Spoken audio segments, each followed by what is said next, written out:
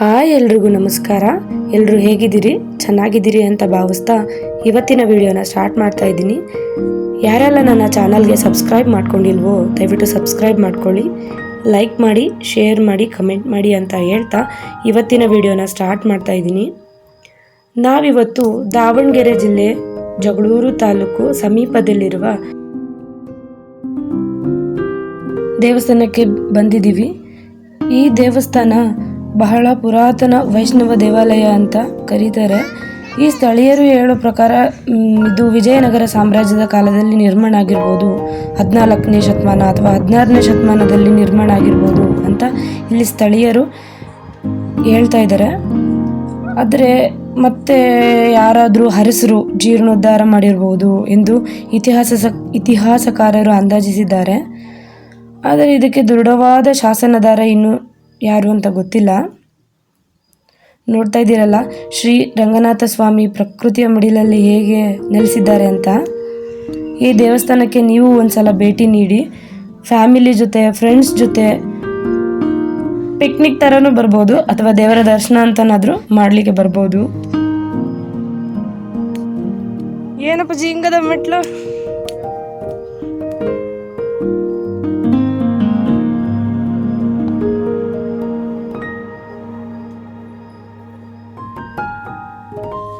ಇಲ್ಲಿರುವ ಶ್ರೀ ರಂಗನಾಥ ಸ್ವಾಮಿ ಬಂಡೆಗಳ ಮಧ್ಯೆ ನೆಲೆಸಿದ್ದಾರೆ.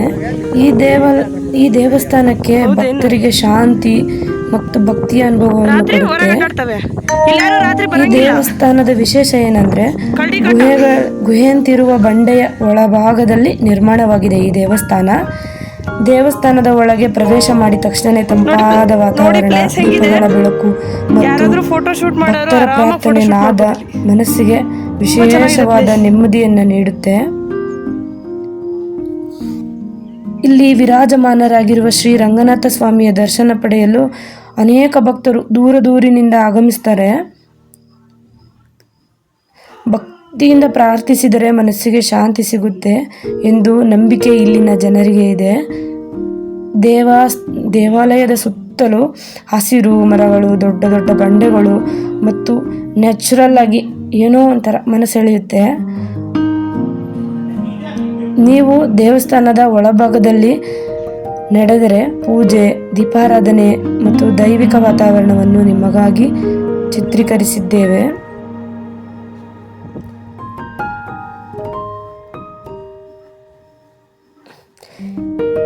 ಇಲ್ಲಿನ ಅರ್ಚಕರ ಆಶೀರ್ವಾದವನ್ನು ಪಡೆದು ದೇವರ ದರ್ಶನ ಮಾಡಿದರೆ ಅನುಭವ ನಿಜವಾಗಿಯೂ ಅದ್ಭುತವಾಗಿರುತ್ತದೆ. ನೀವು ಜಗಳೂರು ಅಥವಾ ದಾವಣಗೆರೆ ಭಾಗಕ್ಕೆ ಯಾವತ್ತಾದರೂ ಬಂದಿದ್ದರೆ ಈ ಪವಿತ್ರ ಸ್ಥಳಕ್ಕೆ ಒಂದ್ಸಲ ಭೇಟಿ ನೀಡಿ ಭಕ್ತಿ, ಶಾಂತಿ ಮತ್ತು ಪ್ರಕೃತಿ ಸೌಂದರ್ಯವನ್ನು ಒಂದೇ ಸ್ಥಳದಲ್ಲಿ ನೀವು ಅನುಭವಿಸ್ಬೋದು. ದಯವಿಟ್ಟು ಈ ವಿಡಿಯೋ ನಿಮಗೆ ಇಷ್ಟ ಆದರೆ ಲೈಕ್ ಮಾಡಿ, ಸಬ್ಸ್ಕ್ರೈಬ್ ಮಾಡ್ಕೊಳ್ಳಿ. ನಿಮ್ಮ ಫ್ರೆಂಡ್ಸ್ಗೂ ಮತ್ತು ಫ್ಯಾಮಿಲಿ ಮೆಂಬರ್ಸ್ಗೂ ಈ ವಿಡಿಯೋನ ಶೇರ್ ಮಾಡಿ ಅಂತ ಹೇಳ್ತಾ ಇದ್ದೀನಿ. ಇಲ್ಲಿ ನೋಡ್ತಿರುವುದು ಅವರು ಲಕ್ಷ್ಮೀದೇವಿಯವರು. ಈ ದೇವಸ್ಥಾನ ಲಕ್ಷ್ಮೀದೇವಿಯವ್ರದ್ದು. ಇವರು ನಂದಿ. ನಿಮ್ಮ ಹೆಸರಣ್ಣ? ಇಲ್ಲಿನ ಅರ್ಚಕರು ಏನು ಹೇಳ್ತಾ ಇದ್ದಾರೆ ಬನ್ನಿ ಕೇಳಿಸ್ಕೊಳ್ಳೋಣ. ಎಷ್ಟನೇ ವರ್ಷದಿಂದ ಐತಣ್ಣ ಈ ದೇವಸ್ಥಾನ?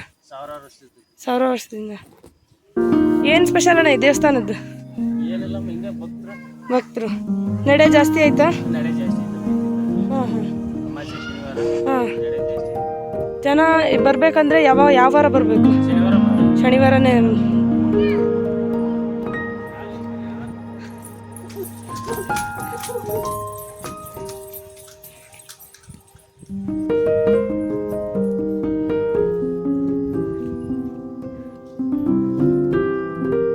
ಇಲ್ಲಿ ನೀವು ನೋಡ್ತಾ ಇದ್ದೀರಲ್ಲ, ಇದು 2 ದೀಪದ ಕಂಬ ಅಂತೇಳಿ ಕರೀತಾರೆ. ಇದು ದೇವಸ್ಥಾನದ ಒಳಭಾಗ. ನೋಡಿ, ಇಲ್ಲಿ ಹುಡುಗಿಗೆ ಮದುವೆ ಮಾಡಿಸ್ತಾರಂತೆ ಈ ದೇವಸ್ಥಾನದಲ್ಲಿ. ಹುಡುಗಿಗೆ 18 ವರ್ಷ, ಹುಡುಗನಿಗೆ 21 ವರ್ಷ. ಆಧಾರ್ ಕಾರ್ಡ್ ಕಂಪಲ್ಸರಿ ತರಬೇಕಂತೆ. ನಂತರ ಅಭಿಷೇಕ ಯಾರಾದರೂ ಮಾಡಿಸ್ಬೇಕಂದ್ರೆ ಅಲ್ಲಿ ಫೋನ್ ನಂಬರ್ ಕೊಟ್ಟಿದ್ದಾರೆ, ಅವರಿಗೆ ಕಾಲ್ ಮಾಡಿ ಅವ್ರು ಯಾವಾಗ ಮಾಡಿಸ್ತೀರಿ ಅಭಿಷೇಕ ಏನು ಎಲ್ಲ ಅವರೆಲ್ಲ ಹೇಳ್ತಾರೆ. ಇಲ್ಲಿ ನೋಡ್ತಾ ಇದ್ದೀರಲ್ಲ, ಇದು ಹಳೆ ಫೋಟೋ. ಕಂಪ್ಲಿ ಮಾರಮ್ಮ, ಶ್ರೀ ರಂಗನಾಥ ಸ್ವಾಮಿ, ಆಂಜನೇಯ ಫೋಟೋ ನೋಡ್ತಾ ಇದ್ದೀರಲ್ಲ, ಶ್ರೀ ರಂಗನಾಥ ಸ್ವಾಮಿ ಇವರೇ.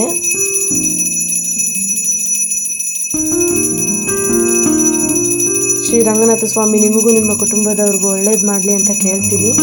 ನಮಗೂ ಒಳ್ಳೇದು ಮಾಡಲಿ, ನಿಮಗೂ ಒಳ್ಳೇದು ಮಾಡಲಿ ಅಂತ ಕೇಳ್ತೀನಿ.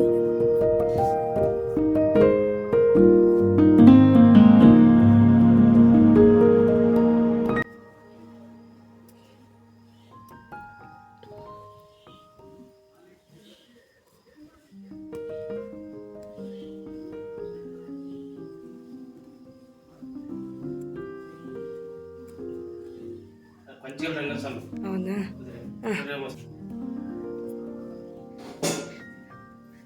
ಇವರು ಹೌದೇನಣ್ಣ? ಏನಣ್ಣ?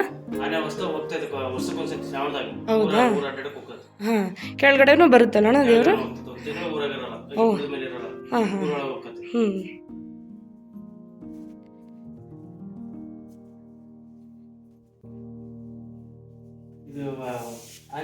ಆಂಜನೇಯ. ಹಾಂ ಅಣ್ಣ, ಇಲ್ಲೇನು ರಾತ್ರಿ ಯಾರು ಬರಂಗಿಲ್ಲ? ಮೇಲೆ ಯಾರು ಬರಂಗ? ಕರಡಿ ಜಾಸ್ತಿ ಇದಾವಣ್ಣ ಇಲ್ಲಿ, ಸಿಕ್ಕಾಪಟ್ಟೆ ಕರಡಿ. ಹಾಂ, ಬನ್ನಿ ಇಲ್ಲಿನ ಅರ್ಚಕರು ಈ ದೇವಸ್ಥಾನದ ಬಗ್ಗೆ ತಿಳ್ಕೊಂಡಿರೋದ್ರ ಬಗ್ಗೆ ಹೇಳ್ತಾರೆ. ದಯವಿಟ್ಟು ಅವ್ರದ್ದು ಸ್ವಲ್ಪ ವಯಸ್ಸಾಗಿದೆಯಲ್ಲ, ನೀಟಾಗಿ ವರ್ಡ್ಸ್ ಕೇಳಲ್ಲ, ನೀಟಾಗಿ ಕೇಳಿಸ್ಕೊಳ್ರಿ ಅವ್ರು ಏನು ಹೇಳ್ತಾರೆ ಅಂತ. ನಂತರ ಒಂದು ಇತಿಹಾಸ ಪುಸ್ತಕ ನನ್ನ ತಗೈತೆ ಅಂದರು.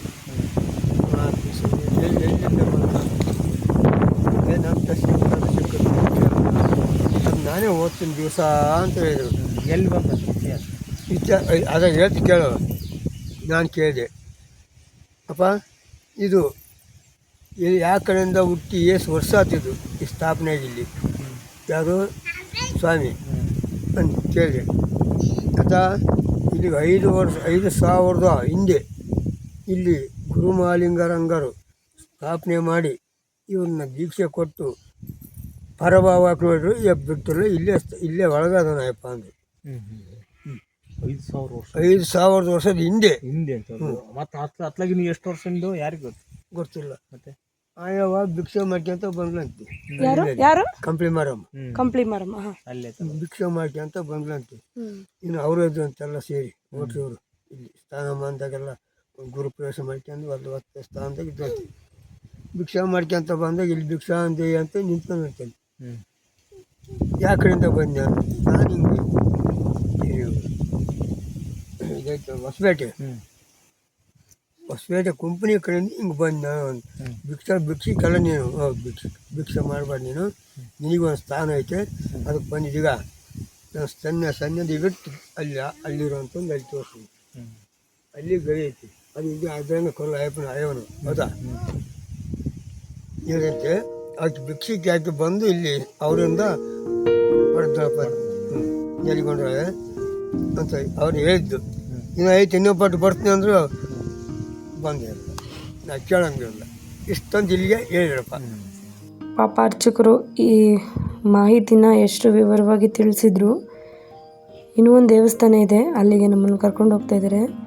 ಜಾಸ್ತಿ ಒಂದು 5 ಕಡೆ ಪ್ರವೇಶ ಇಲ್ಲ. ಹಂಗೆ ಸಾಯಂಕಾಲ 5 ಗಂಟೆ 6 ಗಂಟೆ ಹೇಳ್ಬಿಟ್ಟು ಇದ್ದಾವ. ಹಿಂಗೆ ಹೋದ್ರೆ ಪಾಪ ಹೊತ್ತಿಗೆ ಯಾರೋ ಬೇಕಲ್ಲವ, ಆ ಗುಡ್ಡದ ಮೇಲೆ ಹಂಗೆ ಹೋಗ್ಬಿಡ್ತಾವ. ಎಲ್ಲಿ? ಅಲ್ಲಿ ಮೇಲ್ಗಡೆ